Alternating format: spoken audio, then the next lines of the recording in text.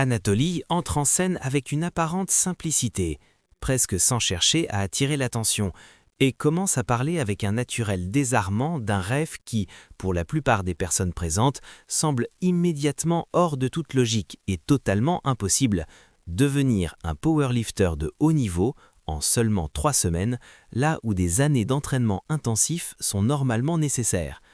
Il expose cette ambition avec une sincérité troublante, comme s'il s'agissait d'un objectif parfaitement atteignable, sans jamais hausser le ton ni chercher à convaincre par la force, mais simplement en partageant ce qui l'anime profondément. À mesure qu'il s'exprime, son regard s'illumine, rempli d'espoir et de détermination, laissant transparaître une confiance intérieure qui contraste fortement avec la réaction de son entourage. Autour de lui, l'ambiance se charge peu à peu de scepticisme et de moqueries à peine dissimulées. Certains échangent des regards amusés, d'autres esquissent des sourires condescendants, tandis que quelques-uns hochent la tête avec ironie, convaincus qu'ils sont en train d'entendre une histoire irréaliste, voire ridicule. Les murmures se propagent dans la salle, renforçant ce sentiment collectif d'incrédulité. On devine dans les expressions figées et les rires étouffés que personne ne croit un seul instant à la possibilité d'un tel exploit. Pour eux, Anatoly n'est qu'un rêveur de plus, quelqu'un qui sous-estime la difficulté extrême du powerlifting et la discipline impitoyable qu'il exige. Pourtant, malgré cette atmosphère lourde de doutes et de jugements silencieux, Anatoly continue de parler avec la même sérénité, comme imperméable aux réactions négatives. Il semble porté par une conviction profonde, presque inexplicable, qui le pousse à aller de l'avant sans se soucier du regard des autres. À cet instant précis, personne ne peut imaginer que derrière ce rêve jugé insensé se cache une détermination hors du commun, prête à transformer l'impossible en réalité et à faire taire un à un tous les sourires moqueurs qui l'entourent. Avant même de poser la moindre main sur une barre de musculation, Anatoly est déjà observé, analysé et jugé de la tête aux pieds sans qu'un seul mot ne soit prononcé. Ses vêtements simples, presque banals, loin des tenues tape à l'œil des habitués de la salle, son corps en apparence frêle, qui ne correspond en rien aux standards impressionnants du milieu, et son attitude calme, discrète, presque effacée, suffisent à déclencher une avalanche de préjugés. Dans cet univers où la masse musculaire, l'ego surdimensionné et l'image extérieure semblent dicter les règles, beaucoup tirent instantanément la même conclusion silencieuse: cet homme n'a rien à faire ici. À leurs yeux, il ne possède ni le physique, ni la prestance, ni la confiance affichée qui définissent ceux qui dominent habituellement cet espace. Les regards deviennent condescendants, certains se détournent avec indifférence, d'autres laissent échapper un sourire moqueur, persuadés qu'Anatoly n'est qu'un intrus de passage, incapable de comprendre les codes de ce monde impitoyable. Sans le savoir, ces jugements hâtifs construisent déjà une barrière invisible autour de lui, une barrière faite d'apparence et de certitudes trompeuses. Pourtant, derrière cette silhouette sous-estimée et ce silence interprété comme une faiblesse, se cache une force bien plus grande que ce que quiconque dans la salle est prêt à imaginer.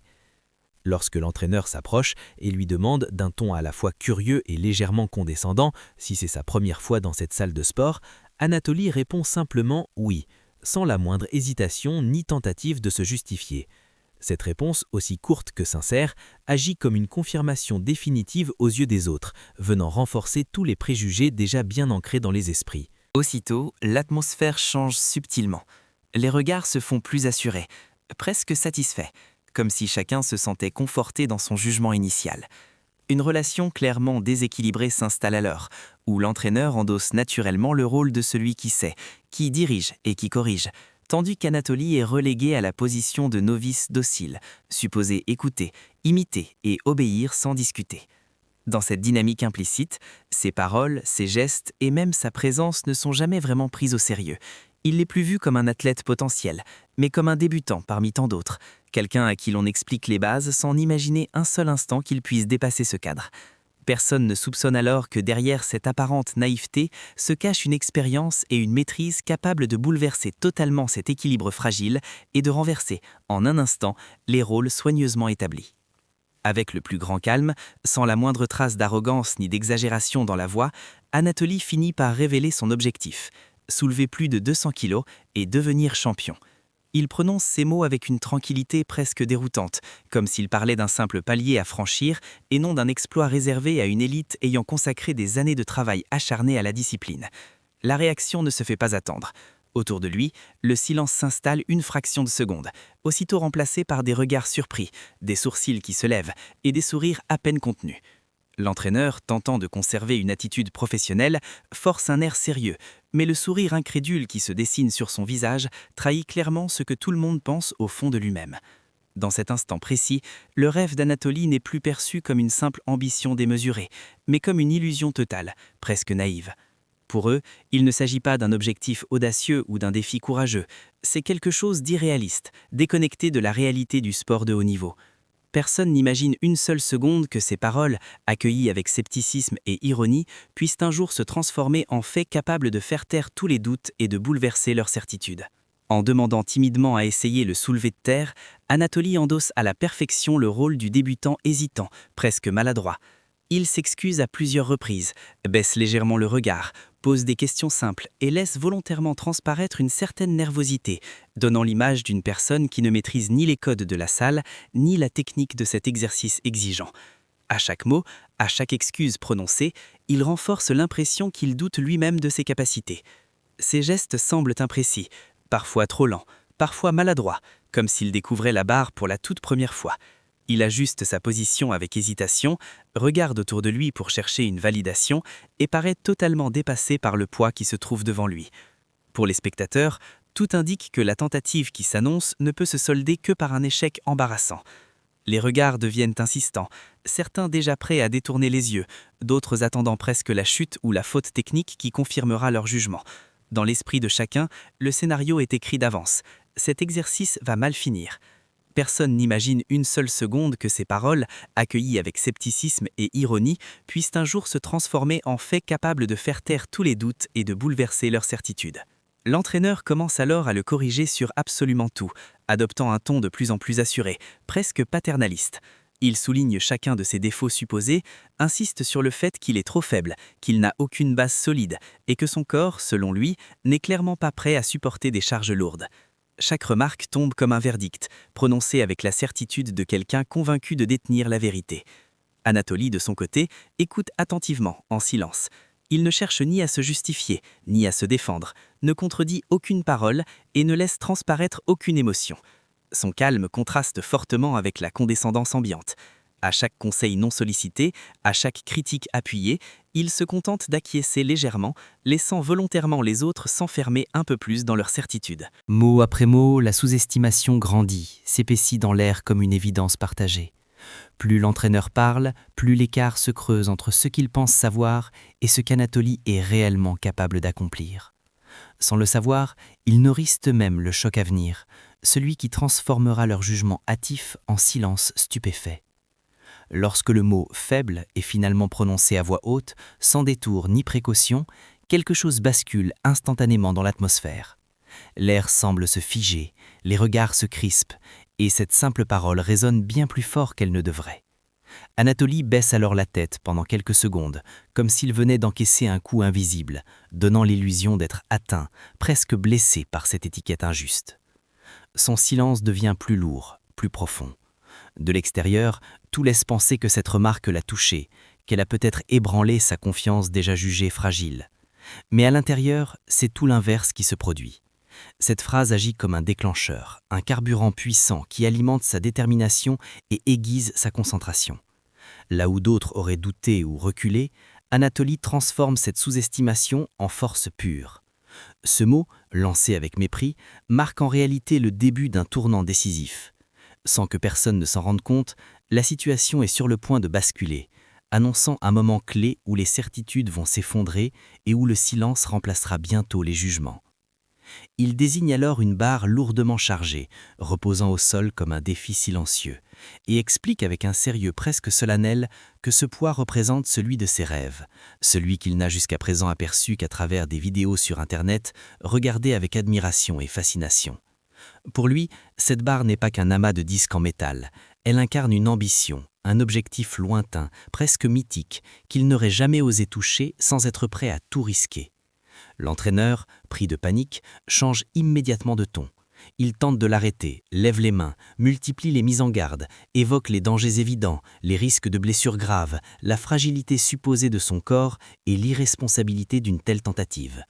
Sa voix devient plus pressante, plus nerveuse, comme s'il cherchait à empêcher une catastrophe annoncée.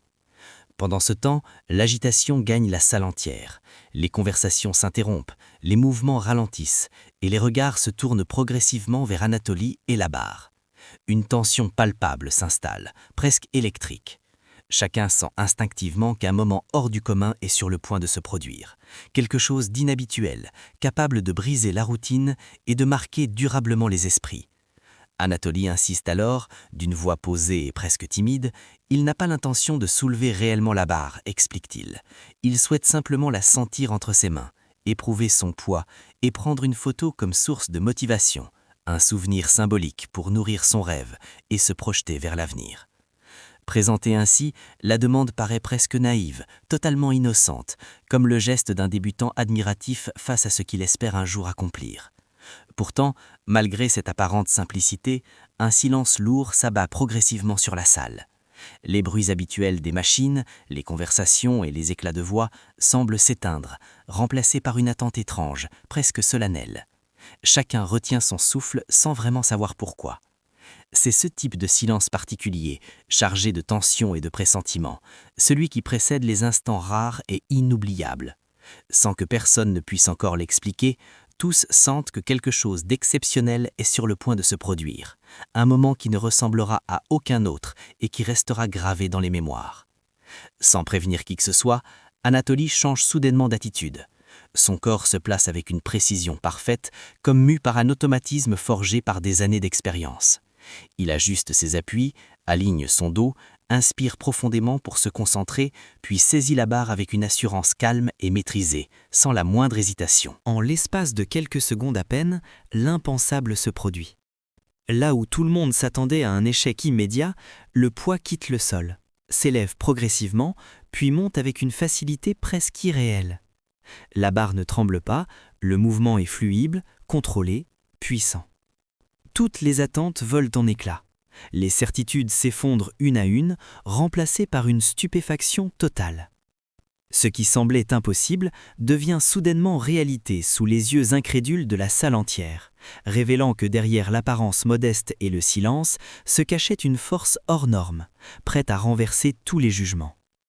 L'entraîneur recule instinctivement de quelques pas, totalement sous le choc, comme s'il venait d'assister à une scène irréelle.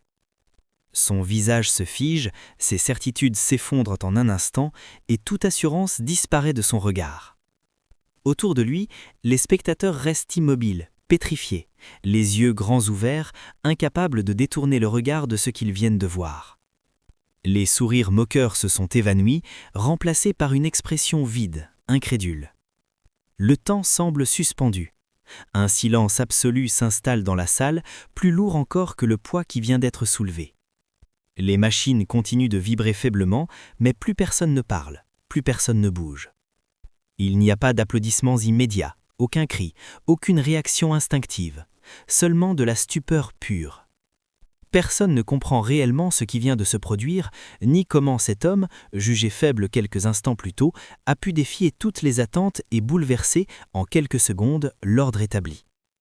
Avec un sourire calme, presque apaisé, Anatoly révèle enfin la vérité. D'une voix posée, il explique que tout ce qui vient de se produire n'était qu'une mise en scène soigneusement orchestrée, un jeu de rôle destiné à tester les jugements et les certitudes de chacun. À cet instant précis, l'attention laisse place à la confusion, puis à la compréhension. Les caméras apparaissent alors, dévoilées une à une, confirmant que la scène était filmée depuis le début. Les regards se tournent, les visages passent de la stupeur à l'embarras, tandis que les pièces du puzzle s'assemblent enfin. Le soi-disant débutant, maladroit et hésitant, s'efface pour laisser place à sa véritable identité. Devant eux se tient désormais un powerlifter d'élite, un athlète aguerri, habitué à manipuler des charges extrêmes que peu de personnes oseraient même approcher. Son calme, sa maîtrise et sa puissance prennent soudain tout leur sens. En quelques secondes, ce qui semblait impossible devient évident. Ils n'ont pas assisté à un miracle, mais à la révélation d'une force longtemps dissimulée derrière les apparences. Sans chercher à humilier qui que ce soit, sans élever la voix ni provoquer la moindre confrontation, Anatoly conclut la scène avec une sobriété remarquable. Son attitude reste respectueuse, presque humble, comme s'il voulait que l'attention se porte non pas sur lui, mais sur le sens profond de ce qui vient de se produire. Il laisse alors derrière lui un message simple, mais d'une puissance rare. Un message qui dépasse largement les murs de cette salle de sport et s'adresse à chacun, quel que soit son parcours ou son apparence. Un rappel essentiel, souvent oublié dans un monde obsédé par l'image et les jugements rapides.